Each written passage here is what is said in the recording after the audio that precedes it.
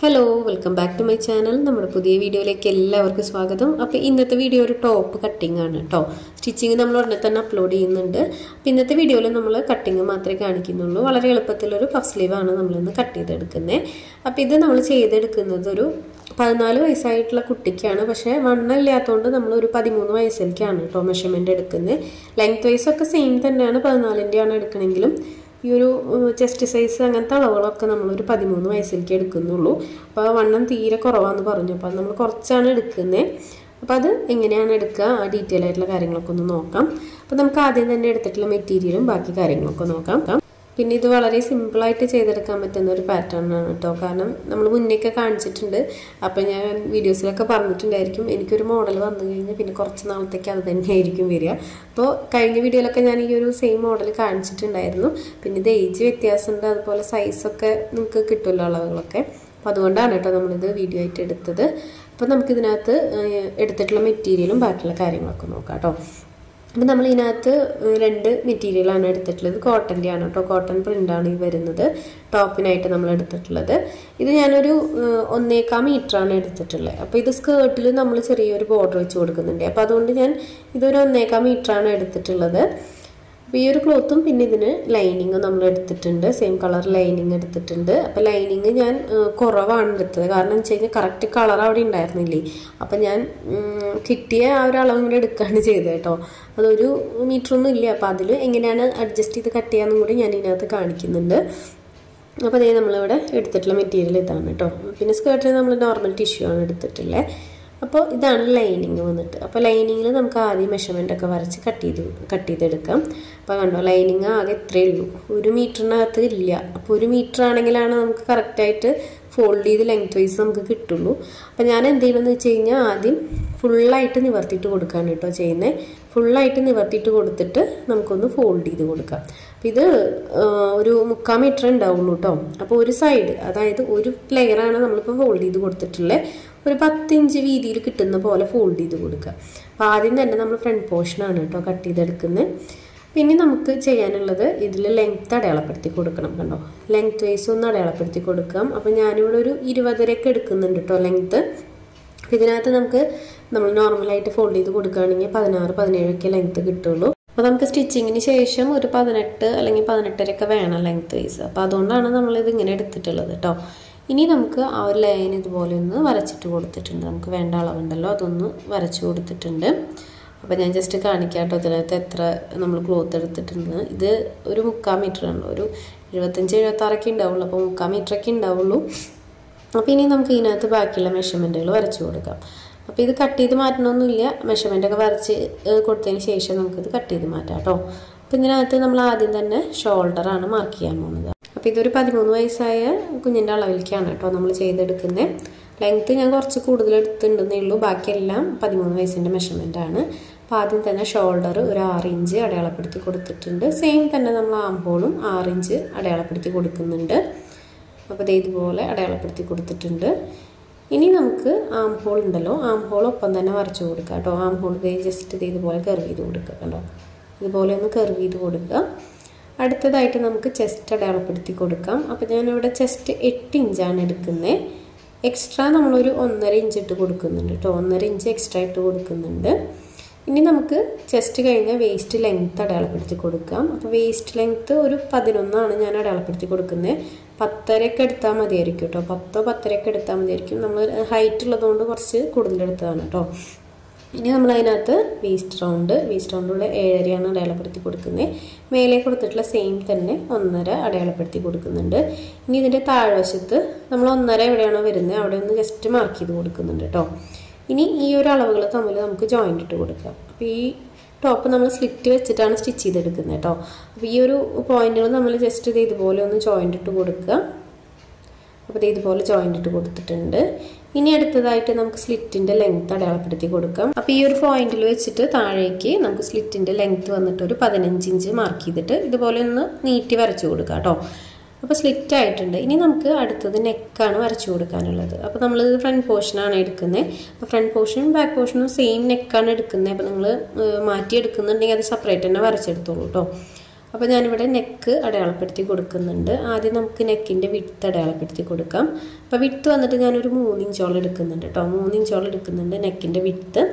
പിന്നെ വന്നിട്ട് ഇറക്കം നമ്മൾ നെക്കിൻ്റെ ഡിസൈനൊക്കെ അനുസരിച്ചിട്ട് മാറ്റിയെടുക്കണം. അപ്പോൾ ഞാനിവിടെ റൗണ്ട് നെക്കാണ് കേട്ടോ എടുക്കുന്നത്. അപ്പോൾ അതുകൊണ്ട് ഞാനിവിടെ ഒരു 5 ഇഞ്ച് നെക്കിന് ഇറക്കം എടുക്കുന്നുണ്ട്. അതിനുശേഷം ആ ഒരു പോയിന്റ് ഇതുപോലെ സ്ക്വയർ ആക്കി കൊടുക്കുന്നുണ്ട്. ഇനി നമുക്കതിനകത്ത് നെക്കിൻ്റെ ഷേപ്പ് ആ ഒരു റൗണ്ട് ഷേപ്പ് ഇതുപോലെ വരച്ചു കൊടുക്കാം. അടുത്തതായിട്ട് ഷോൾഡറിൻ്റെ സ്ലോപ്പാണ്. അതൊന്ന് ഇതുപോലെ ഒരു 1/2 ഇഞ്ച് ചെരിച്ച് വരച്ചു കൊടുക്കാം. അപ്പോൾ ഇത്രയും മെഷർമെൻ്റാണ് ഇതിനകത്ത് വരുന്നത്. ഇനി നമുക്കിത് ഈ ഒരു അളവിൽ കട്ട് ചെയ്തെടുക്കാം. ഇനി ഇത് വെച്ചിട്ട് നമുക്ക് ബാക്ക് പോർഷൻ കട്ട് ചെയ്തെടുക്കണം കേട്ടോ. ഇതിനകത്ത് നമ്മൾ ഒരു ലെയർ ഇട്ടിട്ടുള്ളൂ. അപ്പോൾ ബാക്ക് പോർഷൻ നമുക്കിത് കഴിഞ്ഞിട്ട് വേറെ കട്ട് ചെയ്തെടുക്കണം. അപ്പോൾ നമ്മൾ ഇതിനകത്ത് ഫ്രണ്ട് നെക്ക് കട്ട് ചെയ്തെടുക്കുന്നുണ്ട്. ഇനി ഫ്രണ്ട് നെക്കിൽ നമ്മൾ ലൈനിങ് വെച്ച് മറച്ചല്ലാട്ട് അടിച്ചു കൊടുക്കുന്നത്. ഇച്ചിരി വലിയ കുഞ്ഞായതുകൊണ്ട് നമ്മൾ നെക്കിൽ വേറെ ഒരു പീസൊക്കെ വെച്ചിട്ടാണ് സ്റ്റിച്ച് ചെയ്തെടുക്കുന്നത്. അപ്പോൾ ആദ്യം ഈ ഒരു ഫ്രണ്ട് പോർഷൻ നമുക്ക് കട്ട് ചെയ്തെടുക്കാം. അപ്പോൾ നമ്മൾ ലൈനിങ് ഒക്കെ കുറവ് വരുമല്ലോ നമ്മുടെ കയ്യിൽ. ചിലപ്പോൾ കറക്റ്റ് കളർ നമ്മുടെ കയ്യിൽ ചിലപ്പോൾ കുറവായിരുന്നു, അല്ലെങ്കിൽ നമുക്ക് മേടിക്കാൻ കിട്ടിയിട്ടില്ല എന്നൊക്കെ ഉണ്ടെങ്കിൽ ഇതുപോലെ ചെയ്തെടുത്താലും കുഴപ്പമൊന്നുമില്ല കേട്ടോ. ഞാൻ കാണിക്കാം എങ്ങനെയാണ്. അപ്പോൾ ഫ്രണ്ട് പോർഷൻ എന്തായാലും നമുക്ക് ഇങ്ങനെ ഫോൾഡായിട്ട് കട്ട് ചെയ്തെടുക്കണം. ബാക്ക് പോർഷൻ നമുക്ക് സെയിം മെത്തേഡിൽ ഫോൾഡ് ചെയ്ത് കട്ട് ചെയ്യണമെന്നൊരു നിർബന്ധമില്ല. അപ്പോൾ അതുകൊണ്ട് തന്നെ നമ്മൾ ബാക്ക് സൈഡ് 2 പീസായിട്ടാണ് കട്ട് ചെയ്തെടുക്കുന്നത്. അതായത് ബാക്ക് പോർഷനിൽ നമുക്ക് ബാക്കിൽ ആ ഒരു ഹുക്ക് വയ്ക്കുന്ന ഭാഗം വരുന്നുണ്ടല്ലോ. അപ്പോൾ അതുകൊണ്ട് അത് എന്തായാലും നമ്മൾ കട്ട് ചെയ്തതിന് ശേഷം വീണ്ടും അത് സെപ്പറേറ്റ് ചെയ്തെടുക്കും. അപ്പം അങ്ങനെ ചെയ്യുന്നില്ല. നമ്മൾ ഓൾറെഡി ഈ ഒരു ക്ലോത്ത് കുറവായതുകൊണ്ട് അങ്ങനെ ആ ഒരു ഓരോ പീസായിട്ടാണ് കട്ട് ചെയ്തെടുക്കുന്നത്. അപ്പം ഞാൻ കാണിക്കാം എങ്ങനെയാണെന്നുള്ളത്. അപ്പോൾ ഇത് ഈ ഒരു പീസാണ് നമുക്ക് ഇതിനകത്ത് ബാക്കിയുള്ളത്. അപ്പോൾ ഇതിൽ നമുക്ക് ആ ഒരു ഫ്രണ്ട് പോർഷൻ കട്ട് ചെയ്ത് വെച്ചിട്ടുണ്ടല്ലോ, ആ ഒരു ക്ലോത്ത് വെച്ച് നോക്കാം. അത് എവിടെയാണ് കിട്ടുക നോക്കാം. അപ്പം അത് കിട്ടുന്ന പോലെ നമുക്ക് 2 പീസ് എടുക്കാം. അപ്പോൾ ഓരോന്നായിട്ട് കട്ട് ചെയ്തെടുത്താലും മതി കേട്ടോ. അതേ ഇതുപോലെ വെച്ച് നോക്കുക. ഇതൊരു സൈഡിലേക്കുള്ള പീസായിട്ടുള്ളൂ. ഇനി ഇതുപോലെ തന്നെ നമുക്ക് അടുത്ത പീസും കട്ട് ചെയ്തെടുക്കാം. അപ്പോൾ ഇത് ഇതുപോലെ വെച്ച് കൊടുക്കുക. അതിന് ശേഷം നമുക്ക് ആ ഷേപ്പുകളൊക്കെ ഒന്ന് മാർക്ക് ചെയ്തിട്ടൊന്ന് കട്ട് ചെയ്തെടുക്കാം. അപ്പോൾ നമ്മളിങ്ങനെ കട്ട് ചെയ്തെടുക്കുമ്പോൾ എന്താണെന്ന് വെച്ച് കഴിഞ്ഞാൽ നമുക്ക് ക്ലോത്ത് കുറവാണെങ്കിലും അഡ്ജസ്റ്റ് ചെയ്യാനായിട്ട് പറ്റും. നമ്മൾ എന്തായാലും ഇത് സെപ്പറേറ്റ് ചെയ്യുമല്ലോ. അപ്പോൾ നമ്മൾ കട്ട് ചെയ്യുമ്പോൾ അങ്ങനെ അഡ്ജസ്റ്റ് ചെയ്ത് കട്ട് ചെയ്യണമെന്നേ ഉള്ളൂ. അപ്പോൾ നമ്മൾ ക്ലോത്തിൽ എവിടെ വെച്ച് നോക്കിയാലാണ് ആ ഒരു അളവ് കിട്ടുക നോക്കുക. അതിനനുസരിച്ചിട്ട് മാർക്ക് ചെയ്ത് കട്ട് ചെയ്തെടുക്കുക കേട്ടോ. അപ്പോൾ ഇതേ 2 പീസും ഞാൻ കട്ട് ചെയ്തെടുത്തിട്ടുണ്ട്. ഇനി നമുക്ക് ഈ സെയിം അളവിൽ ഈ ഒരു മെയിൻ ക്ലോത്തും കൂടെ കട്ട് ചെയ്തെടുക്കാം. അപ്പോൾ ഇതിനകത്താണെങ്കിൽ ഒരു ഡിസൈൻ വരുന്നുണ്ട് കേട്ടോ. അപ്പോൾ ഞാൻ ആ ഡിസൈൻ ഇങ്ങനെ കറക്റ്റായിട്ട് വരുന്ന പോലെ ഒന്ന് ഫോൾഡ് ചെയ്ത് കൊടുക്കുന്നുണ്ട്.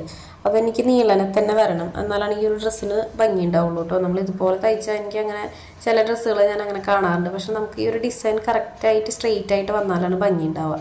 അപ്പോൾ അതുകൊണ്ട് തന്നെ ഞാനത് കിട്ടുന്ന പോലെ ഒന്ന് ഫോൾഡ് ചെയ്ത് കൊടുക്കുന്നുണ്ട്. ക്ലോത്ത് വേസ്റ്റ് ചെയ്യാത്ത പോലെ ഒരു സൈഡിലേക്കായിട്ടൊന്ന് ഫോൾഡ് ചെയ്ത് കൊടുക്കുന്നുണ്ട് കേട്ടോ. നമുക്ക് മൊത്തത്തിലൊന്ന് 4ആക്കി മടക്കിയിട്ട് കൊടുക്കാം. അതിന് ശേഷം നമുക്കിതൊന്ന് കട്ട് ചെയ്തെടുക്കാം. അപ്പോൾ ഇതിനകത്തൊരു ഡിസൈൻ ഉണ്ട്. അത് 2 സൈഡിലേക്കും പോകുന്നതുകൊണ്ട് നമുക്ക് കുഴപ്പമില്ല.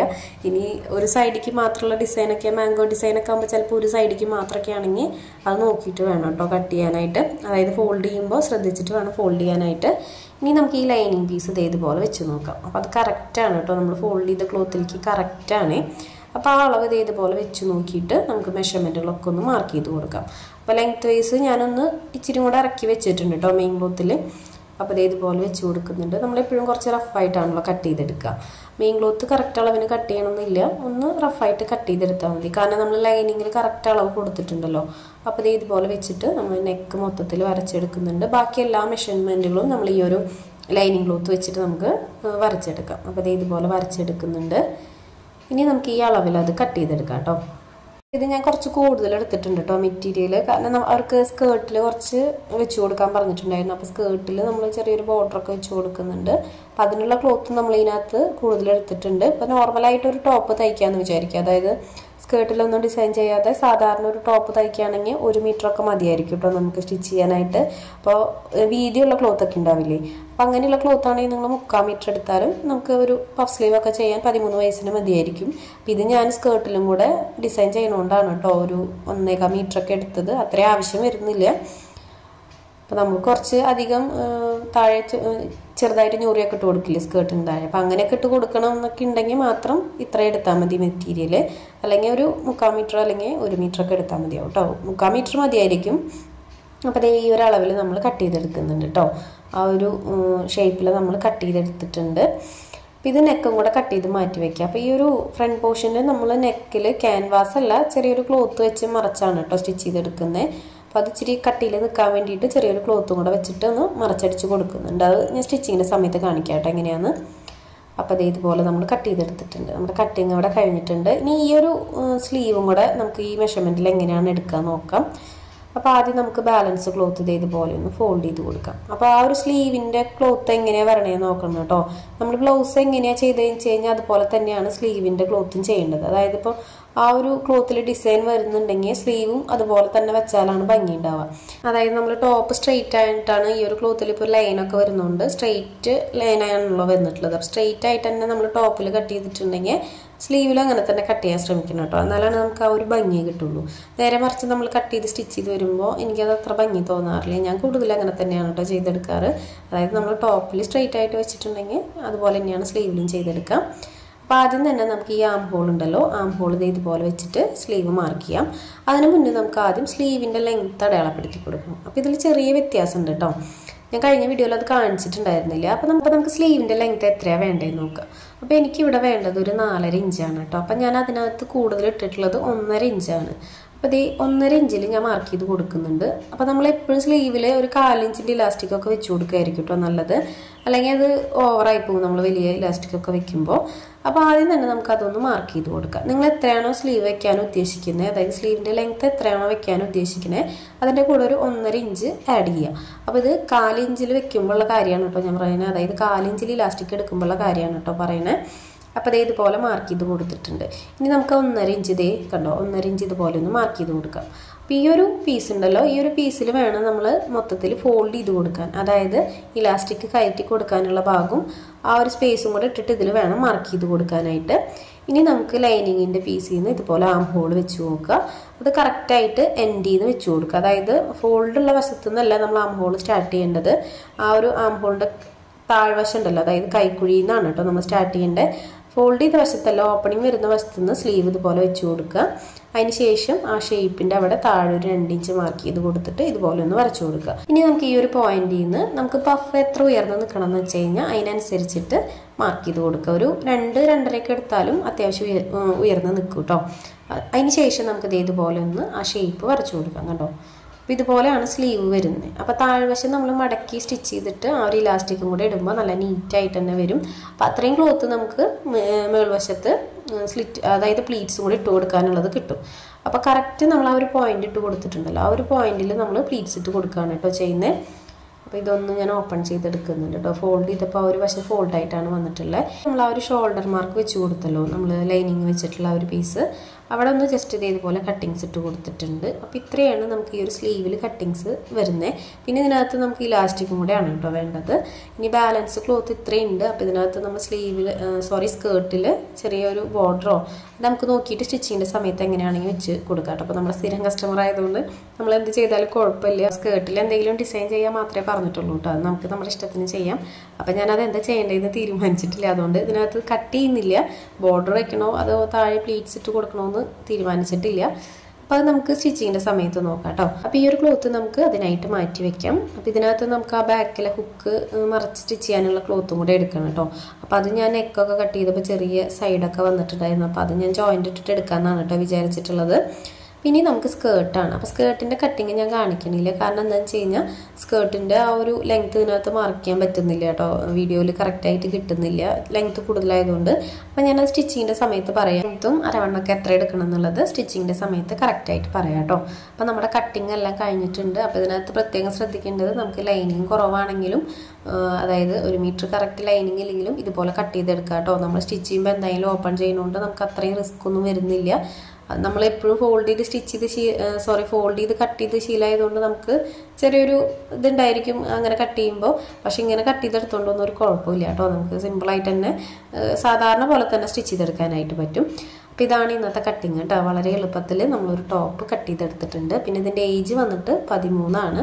അപ്പോൾ നമ്മുടെ വീഡിയോസിന് എപ്പോഴും താഴെ കമൻറ്റ് വരുന്നതാണ് ഏജ് എത്രയാണെന്ന് ചോദിച്ചിട്ട്. ചില കമൻസിനൊക്കെ നമ്മുടെ സബ്സ്ക്രൈബേഴ്സ് തന്നെ മറുപടി കൊടുക്കാറുണ്ട് കേട്ടോ. കാരണം എന്താണെന്ന് വെച്ച് കഴിഞ്ഞാൽ ഏജ് ഒരു 3-4 തവണ നമ്മുടെ വീഡിയോസിൽ പറഞ്ഞിട്ടുണ്ടെങ്കിലും ആരെങ്കിലുമൊക്കെ ചോദിക്കും ഏജ് എത്രയാണെന്നുള്ളത്. അപ്പോൾ നമ്മുടെ സബ്സ്ക്രൈബേഴ്സ് തന്നെ ഏജ് പറഞ്ഞു കൊടുക്കാറുണ്ട്. അപ്പോൾ അതിൽ പറഞ്ഞുകൊണ്ടാണല്ലോ അവർക്ക് അറിയണത്, നമ്മൾ വീഡിയോസിൽ പറയണോണ്ടാണല്ലോ അവർക്കും അതറിയണത്. അപ്പോൾ നമ്മൾ എല്ലാ വീഡിയോയിലും പറയുന്നുണ്ട് ഏജ് എത്രയാണെന്നുള്ളത്. അപ്പോൾ എല്ലാവരും വീഡിയോ മുഴുവൻ കാണുക. അപ്പോൾ ഇന്നത്തെ വീഡിയോ ഇത്രയേ ഉള്ളൂ. വീഡിയോ എല്ലാവർക്കും ഇഷ്ടപ്പെട്ടു എന്ന് വിചാരിക്കുന്നു. വീഡിയോ ഇഷ്ടപ്പെട്ടാൽ ലൈക്ക് ചെയ്യാനും കമൻറ്റ് ചെയ്യാനും മറക്കരുത് കേട്ടോ. ഒരുപാട് വീഡിയോസ് ഉണ്ട് നമ്മുടെ ചാനലിൽ. അപ്പോൾ ആദ്യമായിട്ട് ആരെങ്കിലും കാണുകയാണെങ്കിൽ ഒന്ന് കയറി നോക്കുക. സമയമുള്ളപ്പോൾ കണ്ടു നോക്കിയിട്ട് നിങ്ങളുടെ റിവ്യൂസൊക്കെ ഒന്ന് കമൻറ്റ് ബോക്സിൽ അറിയിക്കുക. അപ്പോൾ ഇതിൻ്റെ സ്റ്റിച്ചിങ്ങിൻ്റെ വീഡിയോ അടുത്ത ദിവസം തന്നെ അപ്ലോഡ് ചെയ്യാം. അപ്പോൾ അടുത്ത വീഡിയോ ആയിട്ട് വരാം കേട്ടോ. ബൈ.